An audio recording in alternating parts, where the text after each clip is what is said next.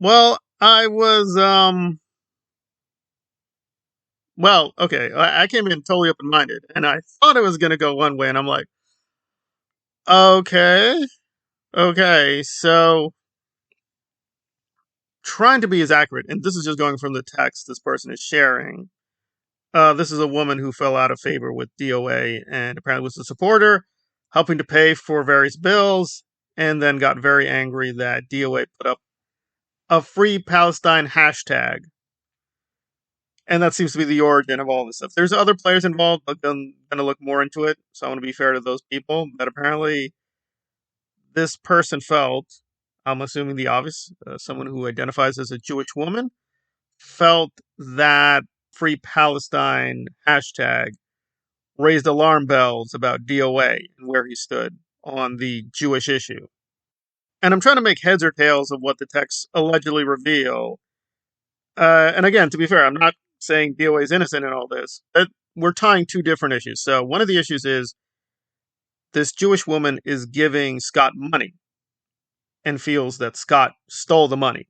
Okay, so that's a separate issue. Let's be very clear. So it's the Palestine issue, but also theft.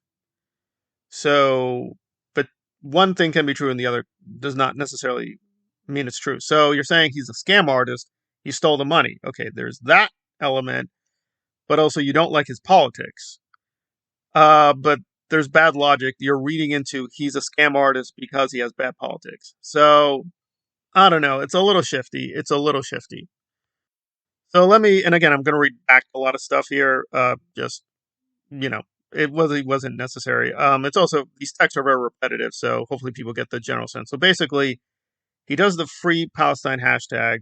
They text one another and they talk on the phone.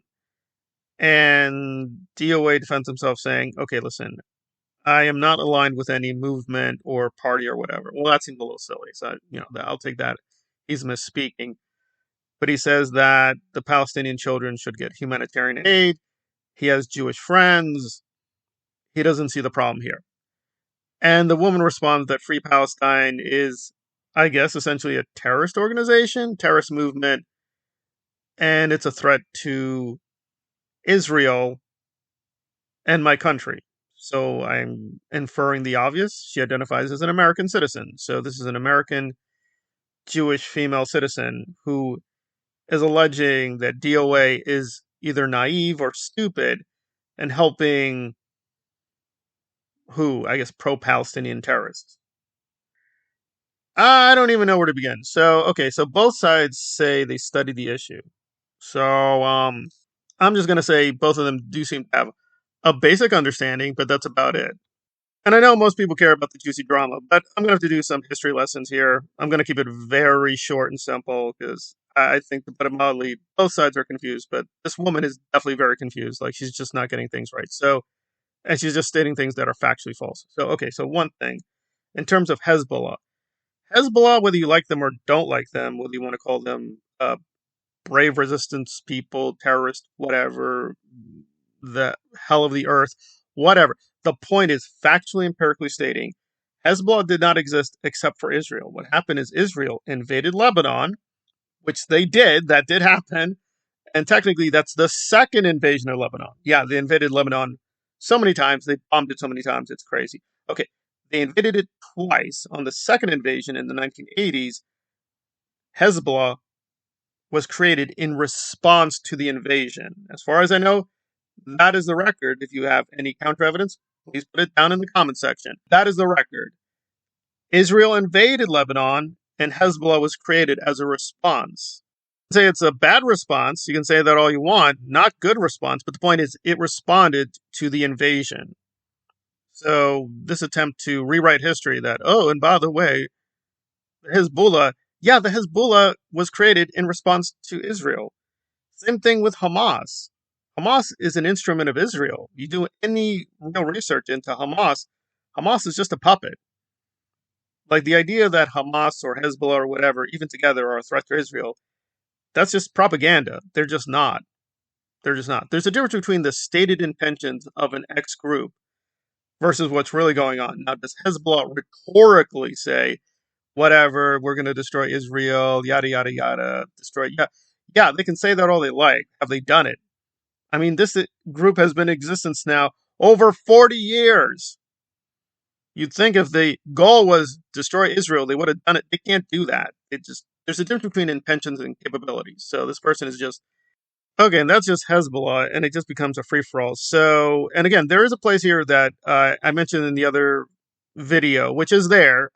She doesn't go too much into it, but that is a very difficult issue. So, all right, we're gonna deal with that at the end. So she goes into also she identifies, I guess, as Israeli Jewish, and this is her faith and her country at stake. Well, that faith issue, right. What are we gonna say? If you identify as this or that, that's what you identify as that. Can't really argue with that if that is your basal bedrock system, whatever it is, Christianity, Islam, Judaism, or Scientology. You say, this is what I am this. There's no argument. You're going to say, well, I think the problem is here the organization. So the person is kind of like accusing DOA of bad logic. It's like you're doing the same thing. Those are two different things. You identify as Jewish or whatever, Scientology or whatever. There's the organization, right? There's the organization. So if you want to be Jewish, right, you have to be brutal here. If Israel was destroyed tomorrow, let's say there was a massive nuclear explosion, it just disappeared, you would still be Jewish. Jewish people would still exist. Judaism would not be gone. There's a difference between a country or a state or an organization and a faith. Those are separate things. So that's just bad logic. Now, if you want to say as a good American, you have to be pro-Israeli or pro-Jewish or whatever, that's fine. Those things can be changed. America is just a set of rocks. A country is just a geographic location. If you're saying that the political identity of America must be this or that pro-Israeli, that's not true. Those things can change. Those things have changed. You're mixing up two different things, state policies and your belief system. Those are two different things. They're not identical, so that's just bad logic. But if people are like, oh, you're just being pro DOA. No, there is a point here. And again, I would like more evidence, but apparently DOA got into the, and again, I got to be very careful because of YouTube, for lack of a better word, the A. Jones material, apparently, which is kind of ironic because I think Alex is actually Jewish. But we'll put that aside. So apparently DOA does entertain the ideas that 9/11 was secretly whatever you want to call it engineered, I guess, by the Israelis. So I am very wary, just as a methodical note. I do study conspiracy theories. Doesn't mean you believe conspiracy theories. So to put it mildly, there are many conspiracies about 9/11. It is what it is. As a researcher, you're obliged to look into it. So this is one theory. One theory is the Israelis did it. Now, I will say there is real evidence here. There is some real evidence by serious people. What to make of it? I don't know. I'm just going to present it to you. So apparently there were these Israeli art students and they got caught. Basically, they were traipsing around Jersey and they did something very curious. They were basically looking at the battle site, right? So they basically seemed to know something was going to happen and they were acting suspiciously and they were taken in and arrested. So did the Israelis at least know that these attacks were planned? We don't know. These students who were from Israel were sent back. They weren't really questioned. They were arrested and detained, and then they just were, yeah, you can go back to Israel. So if they had any vital information or secrets, we don't know. We don't know. So to put it mildly, the Israelis do a lot of weird spy stuff in America, whether it's authorized or not. Everybody knows that. Nobody's that naive to not know that. I don't think there's enough evidence to say that they were quote, behind 9/11. There's just not enough evidence. However, this idea that they were totally innocent, that's probably not likely either. I mean, good or bad, the Israelis and the CIA have a very long, weird history together. So is it plausible that the Israelis know a lot more than that they're, quote, allowing into the public domain? Yeah, probably. They probably know a lot more than we think they do. So does that make them responsible, co-responsible? Yeah, we're going to be debating it for some time. But there is some evidence of an Israeli role here. But I'd be very cautious about saying that they were behind whatever, 9/11. I think that's a little bit too much, but that's me. Okay, does that give evidence that DOA is anti Semitic? No. But like I said in the other video, if you're going to go down this dark path of conspiracy theories, you got to be very, very careful. Now, do we have evidence that DOA is like the KKK? No. He's not David Duke.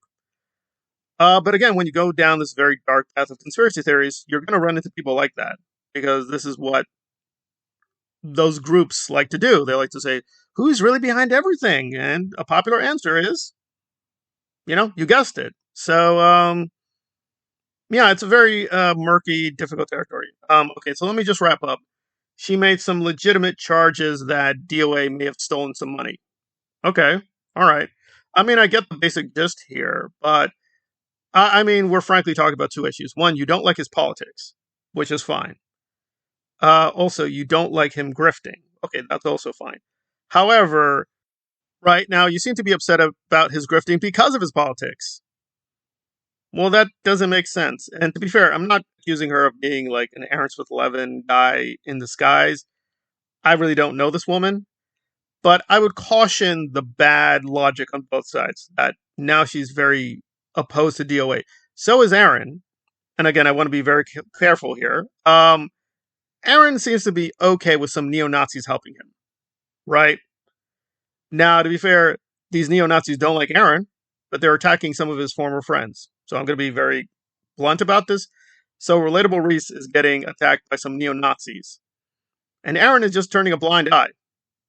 Now, is Aaron not aware of this? No, he's aware of all these things. We all know that. So I think I want to be very cautious here that we reject DOA and the anti-Semites, and then we align with Aaron in streets. And now we're with the beautiful, pro-Israeli, pro-Jewish people. No, we're not. No, we're not.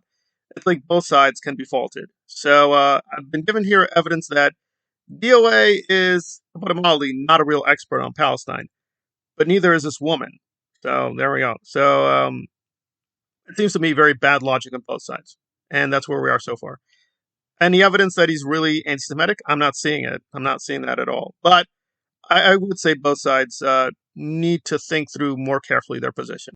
There we are.